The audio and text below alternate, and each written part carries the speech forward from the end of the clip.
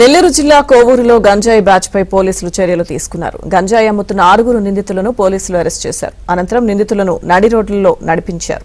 నిందితుల దగ్గర నుంచి 3 లక్షలు విలువ చేసే 6 కిలోల గంజాయిని పోలీసులు సీజ్ చేశారు.